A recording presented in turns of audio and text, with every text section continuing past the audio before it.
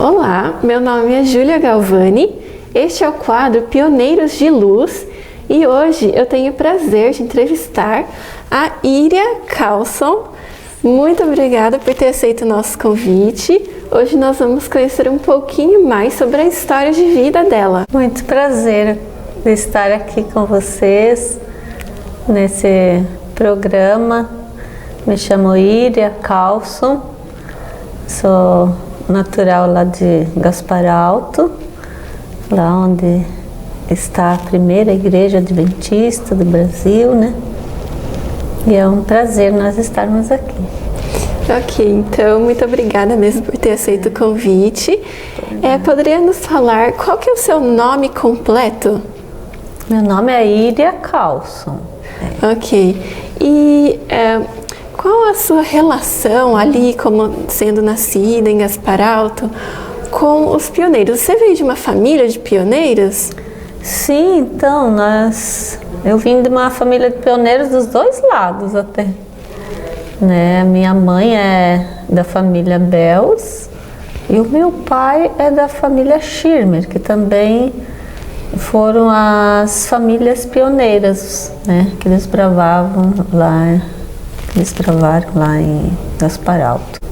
A minha mãe é bisneta de Guilherme Bells, então eu sou trineta. Que legal! Né? Sou da terceira geração. Eu já tenho, então, filhos, então os filhos são da quarta, né? Que legal! E também já tem quinta geração. Uau! Já tem. Que interessante. E qual a sua data de nascimento? Foi ali mesmo em Gaspar Alto que você cresceu, passou a infância? Minha data de nascimento é 28 de abril de 1961. Eu nasci ali mesmo, né? E eu cresci em Gaspar Alto, né? Só que depois, quando ingressei na área escolar, então fui para a cidade para poder estudar, né? Me aperfeiçoar mais. E sempre tive esse gosto por estudar. Meus pais também sempre nos incentivaram, né? A estudar, não ficar só naquilo ali, né? Não ficar só ali naquele lugar, aprender, né? Alguma coisa a mais.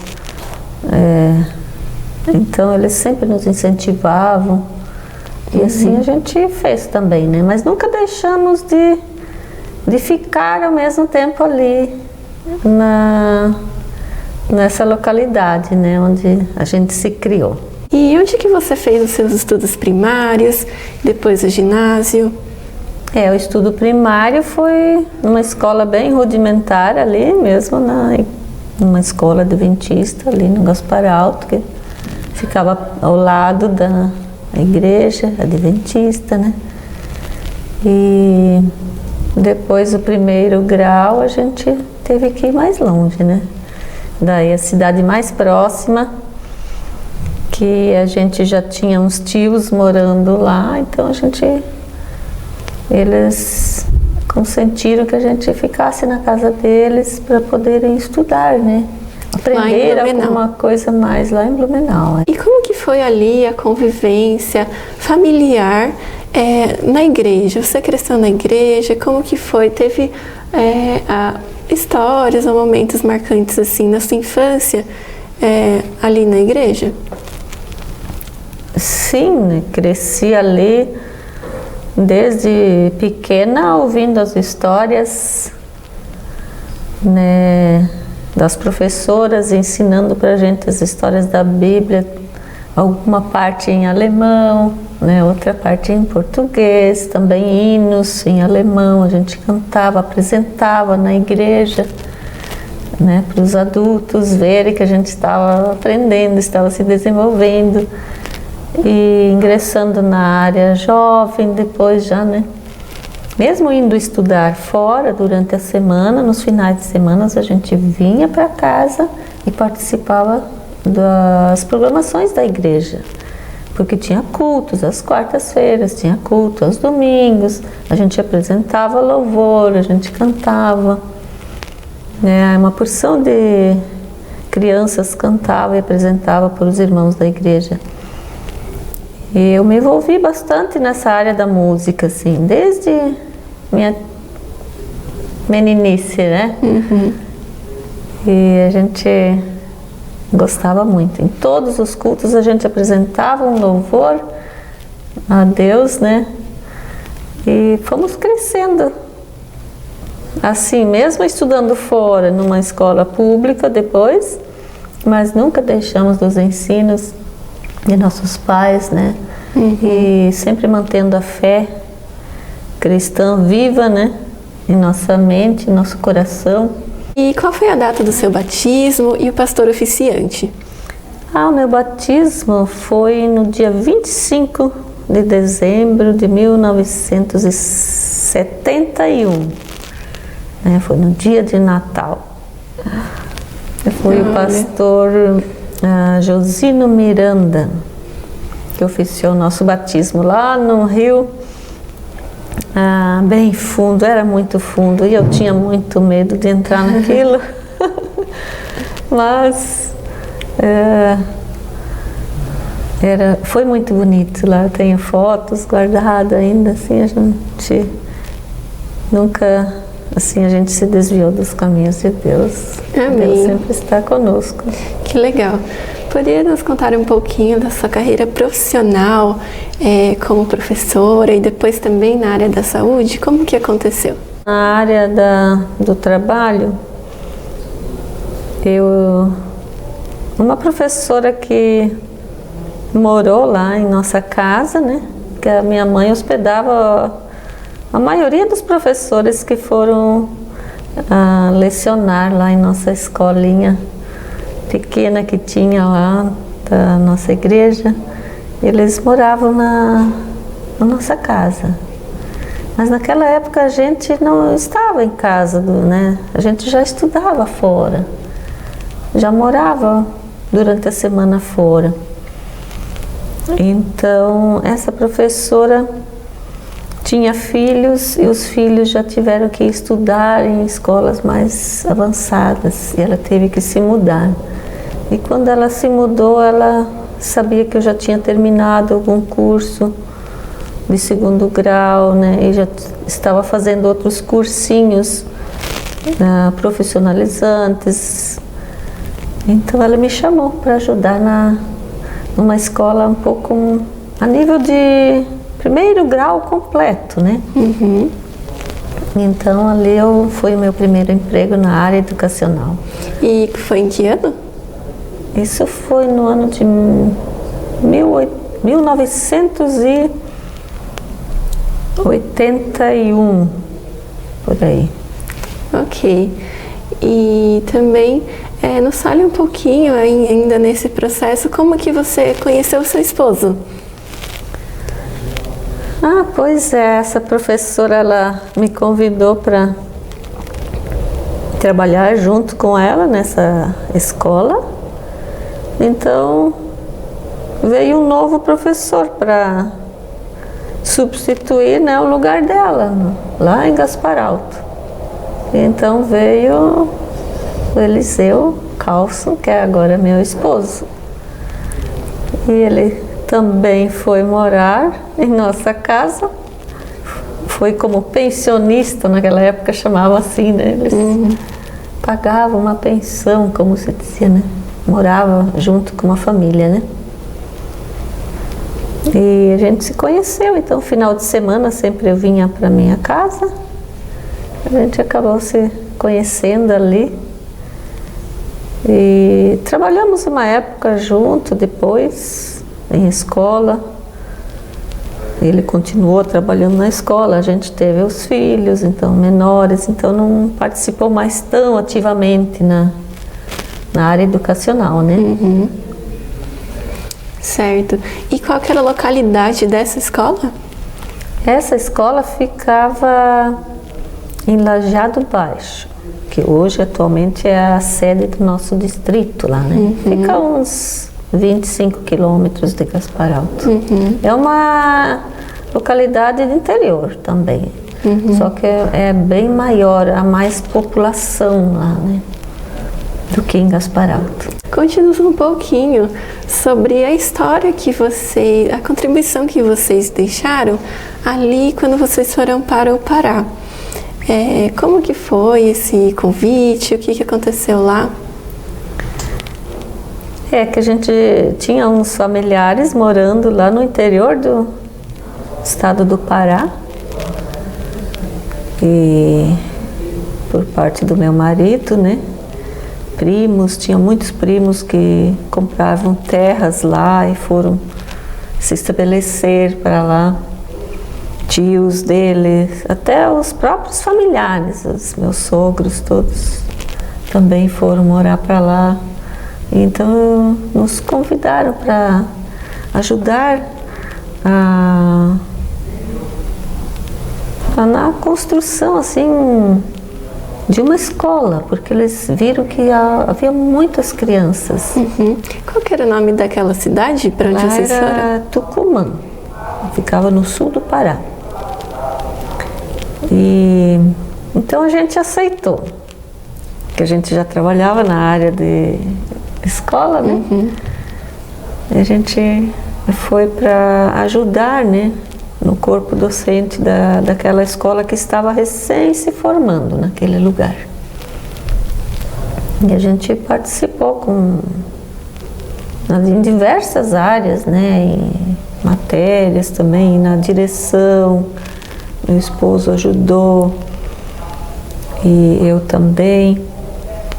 Então foi uma experiência diferente, né? Em lugares diferentes, bem distintos. Uma experiência missionária mesmo, né? Também é uma experiência missionária muito grande. Certo. Porque a igreja estava recém se estabelecendo naquele lugar, né? Mediante uma grande conferência que tinha lá, mas a escola já havia sido estabelecida antes da igreja. Então, aquela igreja e a escola cresceram juntos, assim, né? Sim. E era preciso ter mais pessoas missionárias para ajudar, né, a crescer e levar o evangelho através da escola. E depois os próprios pais de alunos, quem sabe, iam se convertendo, né? Uhum. E aí vinha a parte que a igreja, mais o corpo docente da igreja entrava para ajudar. Ficamos um ano lá ajudando bastante, mas aí a saudade também apertou bastante. Meus pais já eram muito idosos e eles sentiam muito saudade, porque quando a gente saiu para ir lá para o Pará, nós moramos um ano e pouco, 2 anos moramos com eles. E então eles sempre pediam, mas de repente, se vocês não quiserem mais ficar lá, voltem e fiquem aqui. Vamos começar um outro trabalho aqui. Quem sabe Deus tem alguma coisa proposto para vocês aqui também. Que gostariam de ficar mais para o final da vida deles com a gente, mais perto, né? Uhum. Então, depois a gente optou por voltar mesmo para Santa Catarina, né? Aí ficamos um tempo assim parado, né? Sem algum trabalho, pensando se vamos ingressar novamente na área educacional ou não. Tivemos convite, mas aí resolvemos ingressar numa outra área. Nós vimos uma luz diferente, onde nós podíamos ser úteis, e ingressamos na área da saúde, né? Fizemos um concurso público, aí trabalhamos na área da saúde. Em que área vocês atuam agora? Como vocês ajudam ali a igreja em Gaspar Alto? Eu ainda não me aposentei, ainda estou trabalhando. Meu esposo já se aposentou quando iniciou a pandemia ali. Então também já estava se definindo quase a aposentadoria dele, daí deu certo, né? Ele também ficou muito tempo agora trabalhando na área como agente de saúde, de endemias, né? Ajudando um município, não em Gaspar, né? Ele fez um concurso público daí em outro município, que é bem próximo lá em Gaspar, né? Que é Guabiruba. E eu fiquei como sendo funcionária do município de Gaspar, né? Como agente de saúde, né? Como um agente local de saúde, né?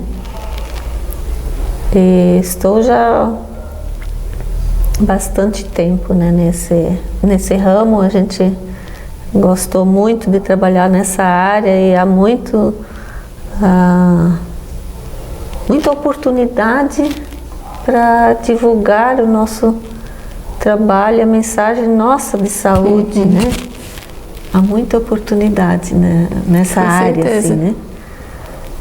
E a gente está continuando até eu me aposentar, pretendo ainda auxiliar no que for preciso, né? Eu levo a mensagem da saúde para muitas pessoas, porque eu vou de casa em casa. E mesmo nessas visitas, eu levo até a mensagem cristã junto. Eu aproveito as duas coisas, porque a mensagem da Bíblia faz parte da mensagem da saúde. Muitas pessoas não têm saúde porque não creem em nada, né? Não creem que existe um Deus curador. Então é uma área assim muito gratificante. Atualmente, como que vocês auxiliam ali na igreja de Gaspar Alto e ali no Museu de Gaspar Alto? A gente ajuda a recepcionar as pessoas que vêm, né, visitar. A gente faz programação de JA, onde quando vem as visitas, a gente conta a nossa história, a gente participa, a gente canta hinos em alemão. A gente tem um grupo que ainda se reúne cantando nessas melodias em alemão, para a gente não perder essa parte da história, né? Tudo pessoas novas, né? Mas todos descendentes de pioneiros, ainda os que estão restando, a gente está ensinando. Agora estamos ensinando já os mais juvenis que estão ficando, né? Porque eles também precisam aprender alguma coisa da história. Com certeza. E a gente participa de todos os departamentos da nossa igreja, a gente ajuda e estamos firmes para ajudar na evangelização da obra de Deus lá. Amém, que legal.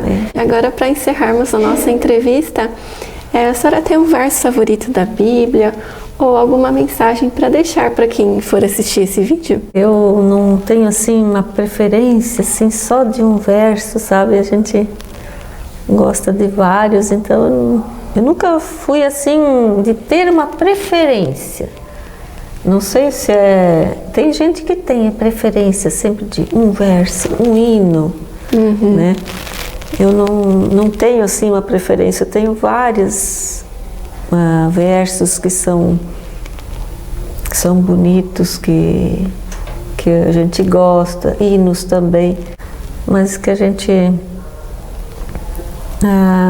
pode deixar que Deus, Ele nos usa de diversas maneiras para ajudar na pregação do Evangelho. Algumas vezes em coisas bem pequenas que a gente, algumas vezes, nem pensa que a gente pode estar ajudando através do nosso comportamento, através de alguma fala que a gente fez, de alguma maneira que as pessoas veem que nós somos e temos algo diferente, que nós cremos em um Deus que nos guia todo o dia. E nós temos que ter isso em mente, de por onde nós andarmos, com quem nós estivermos, que a gente possa levar sempre a mensagem de Deus, porque Ele está logo voltando. Amém. E ainda tem alguma pessoa que ainda precisa aceitar o chamado dEle. né, que não Amém. aceitou.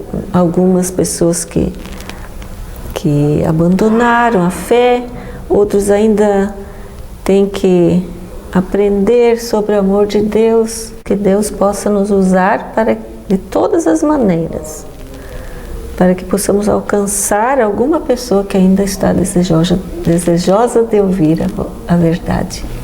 Amém. Então, muito obrigada, Íria, por ter deixado um pouquinho dessa história aqui pra gente, e que Deus continue abençoando, né, a senhora, o seu esposo, os seus filhos. Muito obrigada. Amém. Amém. Encerramos por aqui.